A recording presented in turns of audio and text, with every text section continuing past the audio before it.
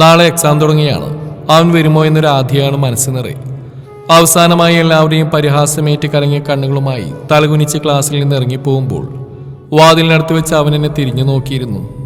ആ കലങ്ങിയ കണ്ണുകളിൽ കാണാം എന്നോടുള്ള വെറുപ്പിന്റെ തീവ്രത.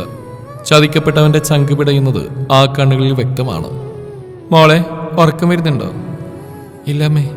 ഫ്ലാസ്കിൽ കടുങ്കാപ്പി നിറച്ചിട്ടുണ്ട്. ഉറക്കം വരികയാണെങ്കിൽ കുറച്ചെടുത്ത് കുടിച്ചു. അമ്മ പോയി കിടക്കട്ടെ. ശരിയമ്മേ. നെറുകയിലൊരു മുത്തവും തന്ന് അമ്മ പോയി. പഠിക്കാനുള്ള ഉത്സാഹമൊന്നുമില്ല. മനസ്സ് നിറയെ അവൻ മാത്രമാണ്, ആന്റണി ജോസ്. എല്ലാം എൻ്റെ ഭാഗത്തുള്ള തെറ്റായിട്ട് മാത്രമേ അവൻ കാണുകയുള്ളൂ. അവൻ്റെ സ്ഥാനത്ത് ഞാനായിരുന്നെങ്കിലും അങ്ങനെ കരുതുകയുള്ളൂ. വർഷാരംഭത്തിൻ്റെ ആദ്യ ദിനം തന്നെ താമസിച്ച് ക്ലാസ്സിൽ വന്നവൻ എല്ലാവരുടെയും മനസ്സിൽ കയറിക്കൂടിയിരുന്നു. എന്താണ് താമസിച്ചെന്ന് ഗ്ലോറി മിസ് ചോദിച്ചപ്പോൾ അന്വേഷിപ്പിൻ കണ്ടെത്തുമെന്നുള്ള മിസ് യേശു പറഞ്ഞ് അന്വേഷിച്ച് കണ്ടെത്തിയപ്പോഴെങ്കിലും താമസിച്ചു പോയി. എല്ലാവരോടും കളിയും ചിരിയുമായി നടക്കുന്ന അവനോട് ഒരുതരം ഇഷ്ടക്കേട് തോന്നി. തുടക്കം മുതലേ ഒരു അകലം പാലിച്ചു. പൊതുവെ ഒറ്റയ്ക്ക് നിൽക്കുന്നതായിരുന്നു എനിക്കിഷ്ടം. ഒരാളോട് സംസാരിക്കാനോ കൂട്ടുകൂടാനോ എനിക്കിഷ്ടമായിരുന്നില്ല. ആകെ ആ കോളേജിൽ പരിചയമുള്ളത് പാപ്പൻ്റെ മകൻ സെക്കൻഡറിൽ പഠിക്കുന്ന ഷാരോൺ ചേട്ടനെ മാത്രമാണ്. സീനിയേഴ്സിൻ്റെ ഇടയിൽ ഒരു ഗുണ്ടാ ഇമേജായിരുന്നു ഷാരോൺ ചേട്ടനുള്ളത്. റാഗിങ്ങിൻ്റെ പേരിൽ തല്ലുണ്ടായപ്പോൾ ആന്റണിയുടെ കയ്യിൽ നിന്ന് ഒരുപാട് തല്ല് ഷാരോൺ ചേട്ടന് കിട്ടി. ഇതും കൂടിയായപ്പോൾ ആന്റണി എൻ്റെയും ശത്രുവായി. അതിനുശേഷം ആന്റണിയെ പലതരത്തിൽ ഉപദ്രവിച്ചിരുന്നു. തല്ലി തോൽപ്പിക്കാൻ പറ്റാത്തതുകൊണ്ട് വേറെ പലതരത്തിൽ ഉപദ്രവിച്ചു. അതിനൊക്കെ സാക്ഷിയായി ഞാനും അവരുടെ കൂടെ നിന്നു. എങ്കിലും ചുരുങ്ങിയ സമയം കൊണ്ട് അവൻ കോളേജിലെയും ക്ലാസ്സിലെയും എല്ലാവരുടെയും പ്രിയപ്പെട്ടവനായി മാറി. രണ്ടുപേർക്കൊഴികെ, ഗ്ലോറിയ മിസ്സിനും മകൾ സോഫിയയ്ക്കും. അതിനുള്ള കാര്യവും ചെയ്ത് ഞാൻ തന്നെയാണ്. സോഫിക്ക് ആന്റണിയെ ഇഷ്ടമായിരുന്നു. അവനെ പ്രപ്പോസ് ചെയ്യാനുള്ള ധൈര്യം അവൾ കൊടുത്തത് ഞാനായിരുന്നു. പ്രപ്പോസ് ചെയ്യുമ്പോഴുള്ള രംഗം ഞാൻ അവർ കാണാതെ മൊബൈലിൽ പകർത്തി. അവൻ അവളുടെ പ്രണയാഭ്യർത്ഥന നിരസിക്കുകയാണ് ചെയ്തത്. അവൾ ആവർത്തിച്ച് പ്രപ്പോസ് ചെയ്തപ്പോൾ അവൻ ദേഷ്യത്തോടെ അവളുടെ മുഖത്തേക്ക് അടിച്ചു. ഇതൊക്കെ നല്ല ഭംഗിയായി മൊബൈൽ ക്യാമറയിൽ പകർത്തി ഷാരോൺ ചേട്ടന് കൊടുത്തു. അടുത്ത ദിവസം ആ വീഡിയോ കോളേജിൽ മൊത്തം പരന്നു.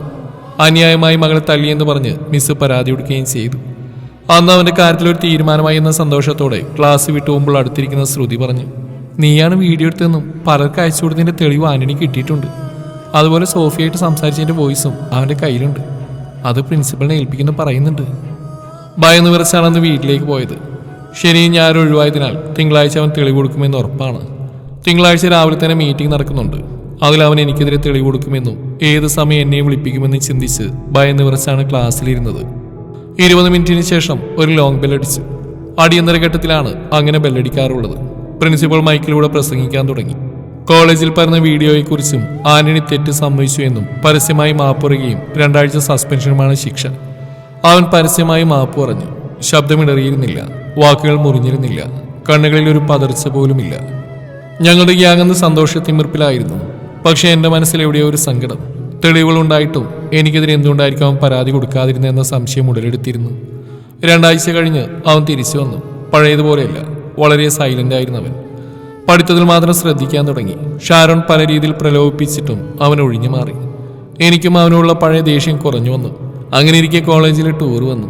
ക്രിസ്മസ് വെക്കേഷന് മുമ്പാണ് ടൂർ. ഊട്ടി കൊടൈക്കനാലായിരുന്നു യാത്ര. 21 രാത്രി കൊടൈക്കനാലെത്തി. അന്ന് രാത്രി റിസോർട്ടിലെ സ്വിമ്മിംഗ് പൂളിൻ്റെ അടുത്ത് തനിച്ചിരുന്ന് ചിത്രം വരയ്ക്കായിരുന്നു ഞാൻ.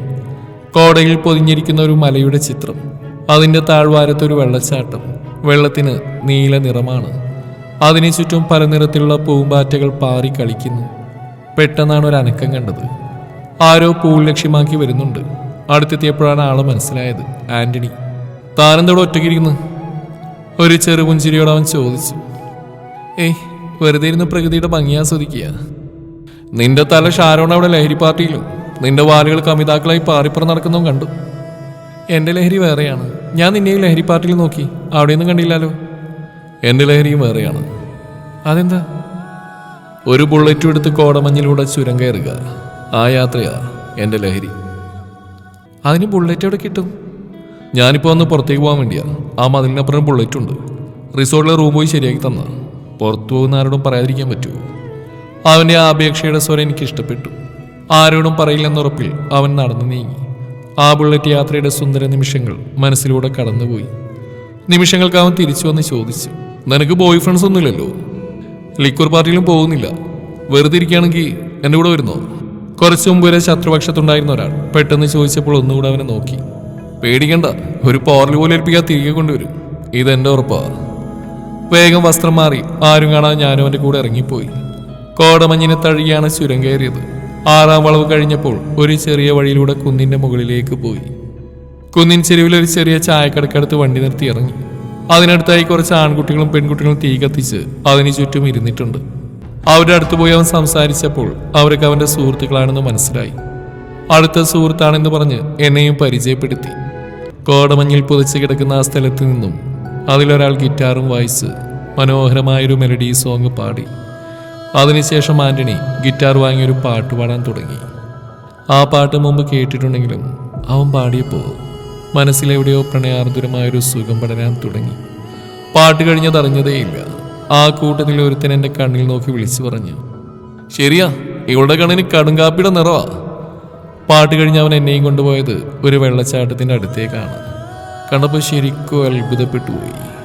ഞാൻ വരച്ച ചിത്രത്തിലേതുപോലെ നീല നിറത്തിലുള്ള വെള്ളച്ചാട്ടം, അതിനു ചുറ്റും പല നിറത്തിലുള്ള പൂമ്പാറ്റകൾ പറന്ന് കളിക്കുന്നു. മറ്റൊരു മായിക ലോകത്തായിരുന്നു ഞാൻ. എൻ്റെ മനസ്സ് വായിച്ചുകൊണ്ടാണോ എന്നറിയില്ല, അവൻ എൻ്റെ കൈ പിടിച്ച് വെള്ളത്തിലേക്ക് ഇറങ്ങി. മനസ്സും ശരീരവും ഒരുപോലെ സന്തോഷം കൊണ്ട് തുള്ളിച്ചാടി. അവിടെ നിന്നും പിന്നെ അവൻ കൊണ്ടുപോയത് ഒറ്റപ്പെട്ട് തലയുയർത്തി നിൽക്കുന്ന പാറയുടെ മുകളിലേക്കായിരുന്നു. ആകാശവും ഭൂമിയും തിരിച്ചറിയാൻ പറ്റാത്ത വിധത്തിൽ മഞ്ഞുകൊണ്ട് മൂടിയിരിക്കുന്നു. സ്വർഗത്തിലാണോ നിൽക്കുന്നതെന്ന് തോന്നിയവൾക്ക്. അധികം സംസാരിക്കാത്ത ഞാനന്ന് റെസ്റ്റ് കൊടുക്കാത്ത രീതിയിൽ സംസാരിച്ചുകൊണ്ടിരുന്നു. ചെറുതു മുതലുള്ള ഓരോ കഥകളും പറഞ്ഞുകൊണ്ടേയിരുന്നു. ഇടയ്ക്ക് അവനെ നോക്കിയപ്പോൾ അവൻ എന്നെ തന്നെ നോക്കിയിരിക്കുന്നത് കണ്ടു. എന്താ ഇങ്ങനെ നോക്കുന്നേ? നീ ഇങ്ങനെ സംസാരിക്കുന്നതും ചിരിക്കുന്നതൊന്നും ഞാൻ മുമ്പ് കണ്ടിട്ടില്ല. നീ തന്നെയാണോന്ന് സംശയം. എനിക്കൊരിക്കലും സ്വപ്നം കൂടി കാണാൻ പറ്റാത്ത നിമിഷങ്ങളാണ് ഇതൊക്കെ. ഞാൻ എന്നെ തന്നെ മറന്നു. നിന്റെ കൂടെയുള്ളവർ അറിഞ്ഞാലോ? അറിയില്ല, അറിയിക്കില്ലൊന്നും. പിന്നെ ഞാൻ കാര്യം ചോദിച്ചാൽ സത്യം പറയൂ? ആ, പറയാലോ. എനിക്കിതിന് എല്ലാ തെളിവുണ്ടായിട്ടും എന്തുകൊണ്ടാണ് പ്രിൻസിപ്പളിന് കൊടുക്കാതിരുന്നത്? അതിനുത്തരം പറഞ്ഞാൽ പിന്നെയും കുറേ കാര്യങ്ങൾ പറയേണ്ടി വരും. എന്നെ വിശ്വസിക്കാം, ഞാൻ ആരോടും പറയില്ല. എന്തുകൊണ്ടാണ് അങ്ങനെ ചെയ്തതെന്നറിയാനുള്ള ആകാംക്ഷ. വെള്ളിയാഴ്ച തന്നെ എല്ലാ തെളിവുകളും കിട്ടിയിരുന്നു. തിങ്കളാഴ്ചയോടെ നിന്നെയും ഗ്യാങ്ങിനെ ഒതുക്കണം എന്നുള്ള ഒരു ഉറച്ച തീരുമാനത്തോടെയാണ് പോയത്. പക്ഷേ ആ ഞായറാഴ്ച എല്ലാം തകിടം പറഞ്ഞു. എന്തു പറ്റിയെന്ന്? അന്ന് നിന്റെ പിറന്നാളായിരുന്നില്ലേ? അതെ, അതെങ്ങനെ നിനക്കറിയാം? അന്ന് സെന്റ് പീറ്റേഴ്സ് പള്ളിയിൽ കൊടുത്ത ഭക്ഷണത്തിന് പങ്ക് ഞാനും കഴിച്ചിരുന്നു. അത്ഭുതത്തോടെ ഞാൻ അവനെ നോക്കി. നീ ഓപ്പന് വന്നപ്പോൾ ഞാൻ അവിടെ ഉണ്ടായിരുന്നു. നിന്നെ കണ്ടപ്പോൾ ഞാൻ ഫാദറിന്റെ റൂമിൽ കയറിയിരുന്നതാണ്. റെയിൽവേ സ്റ്റേഷനിൽ ഒരു തുണിയിൽ പൊതിഞ്ഞ് ഉപേക്ഷിച്ച് പോയതാണ് അവർ. ആരോ എടുത്ത് പള്ളിയിൽ ഏൽപ്പിച്ചതാണ്. അന്നു മുതൽ എൻ്റെ ലോകം ആ നാഥമന്ദിര. നമുക്ക് ഒരു നേരം ഭക്ഷണം തരുന്നവർ ദൈവതുല്യരാ. അങ്ങനെയുള്ള നിനക്കെതിരെ എങ്ങനെയാ എനിക്ക് തെളിവുകൾ നൽകാൻ പറ്റുക? ഇങ്ങനെയൊരു കഥ ഞാൻ ഒരിക്കലും പ്രതീക്ഷിച്ചില്ല. കരച്ചിൽ അടക്കി നിർത്താൻ പറ്റിയില്ല. അവനോട് ഒരുപാട് മാപ്പ് പറഞ്ഞു. കോളേജിൽ ആർക്കും അറിയില്ലതൊന്നും. ചിലരുടെ വാക്കുകൾ കത്തിയേക്കാളും മൂർച്ചയുണ്ടാവും, ചിലരുടെ സഹതാപം. ഇത് രണ്ടും ഇഷ്ടപ്പെടുന്നില്ല.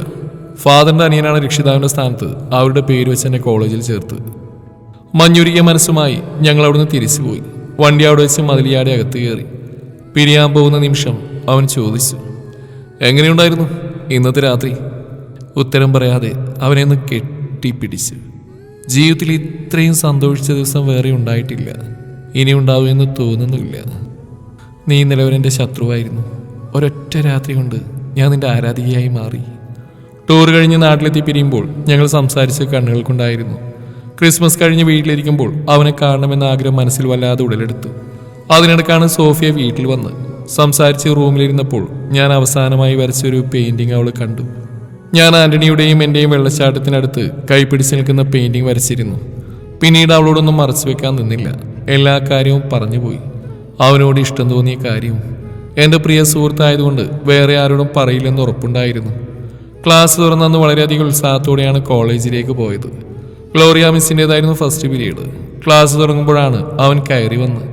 അവനെ കണ്ടപ്പോൾ ഒരു നാണം വന്ന കാമുകിയെ പോലെ പരവശയായി ഞാൻ. മിസ് അവനെ ഇരുത്താൻ സമ്മതിച്ചില്ല. അവനെ ബോണിൻ്റെ അടുത്ത് നിർത്തി. എനിക്കും സന്തോഷമായി, അവനെ കണ്ടിരിക്കാലോ. ഇന്ന് ഞാൻ ക്ലാസ് എടുക്കുന്നില്ല, ഒരു കഥ പറയാം. എല്ലാവർക്കും സന്തോഷമായി. ഒരു കോളേജിലെ വിദ്യാർത്ഥി. അവൻ കോളേജിൽ ചേർന്ന് തന്നെ ഒരു ദുരുദ്ദേശത്തോടെ ആയിരുന്നു. പൈസയുള്ള വീട്ടിലെ പെണ്ണിനെ വളച്ച് പെട്ടെന്ന് സമ്പന്നനാവുക. റെയിൽവേ സ്റ്റേഷനിൽ ഉപേക്ഷിക്കപ്പെട്ട അവൻ വളർന്നത് അനാഥമന്ദിരത്തിൽ. 8 മണിവരെ മാർക്കറ്റിൽ പണിയെടുത്തിട്ടാണ് അവൻ കോളേജിൽ വരുന്നത്. അവൻ ആദ്യം ഒരു ടീച്ചറുടെ മകളെ വളക്കാൻ ശ്രമിച്ചു. അത് നടക്കാതെയായപ്പോൾ വേറെ ഒരു സമ്പന്നയായ പെൺകുട്ടിയെ ടൂർ പോകുന്ന സമയത്ത് വളക്കാൻ ശ്രമിച്ചു. അവൾ ആ ചതി തിരിച്ചറിഞ്ഞു. ആ കഥ കേട്ടപ്പോൾ ഞാൻ അവനെ നോക്കി തലതാഴ്ത്തി കണ്ണുനീര് ഒഴുക്കുന്നുണ്ടായിരുന്നു. പറയാത്തന്നെ അത് ആന്റണിയാണെന്ന് എല്ലാവർക്കും മനസ്സിലായി. ഗ്ലോറിയ മിസ് പകതീർക്കുകയായിരുന്നു. പലരും ക്ലാസ്മേറ്റ്സ് ആണെന്ന് പോലും ഓർക്കാതെ പലതും വിളിച്ച് പരിഹസിച്ചു. ഒന്നും പ്രതികരിക്കാൻ എനിക്കും പറ്റിയില്ല.